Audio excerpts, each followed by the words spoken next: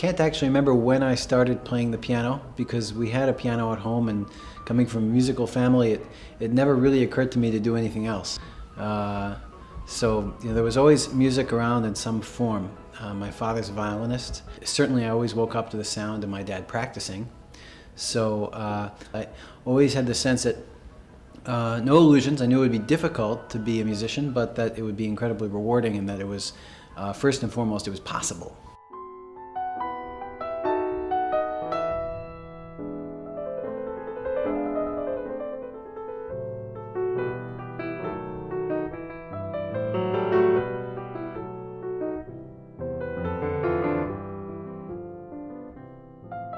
I tend to feel that you have different.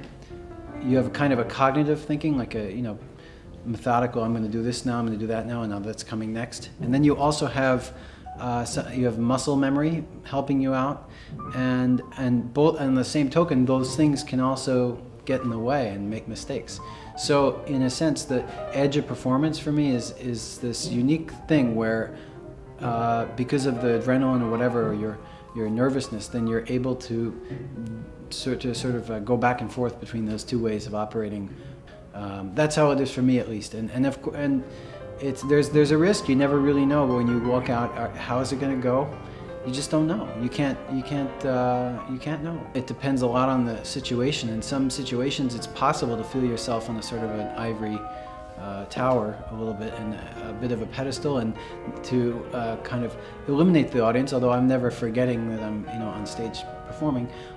On the other hand, then sometimes you can be performing in an intimate room or in some place very informal, and in that case then the audience is almost as much a participant in the performance as the artist. In fact, I would go as far as saying that the audience is always as much a participant, and they certainly have an energy, and they certainly have something that you can feed on if you're willing to do that. And I think it has more to do with the music being played. That if you're playing something very intimate, then you're drawing people in, and it becomes essentially you shrink the room.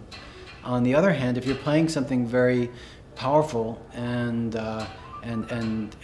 something that's about big ideas or about big gestures, then you can make a very small room into a really huge universe, I think.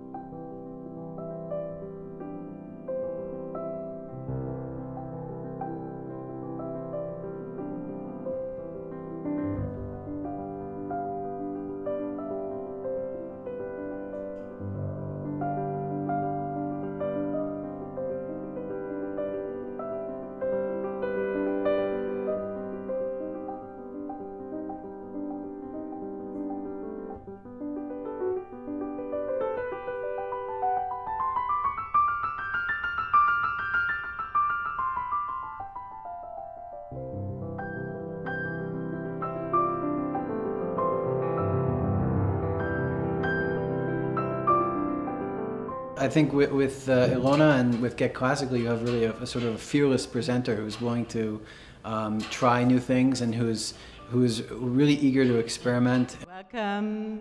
It's my pleasure to be here tonight, and I thank very much Yamaha, everybody involved to make this happen. We are here for the first time to start a new series, classical music at Yamaha, a salon-style event, and it's called Sound Visions.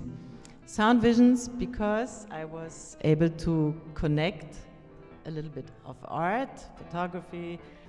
We have Esther Pariser. She's a professor at FIT, Fashion Institute, and she's teaching fashion and media. And she will give you a little explanation about her photography, which is featured here tonight. So basically, in this particular show, I tried to portray moments in fashion and to eternalize my vision of fashion and art. And so the images you see are from different exhibits. The dancers with the red background are from a show which took place in Tel Aviv.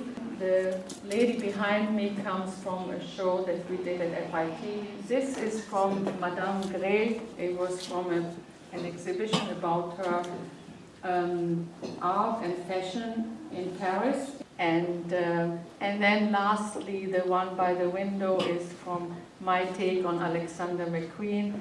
I hope you also enjoy looking at it.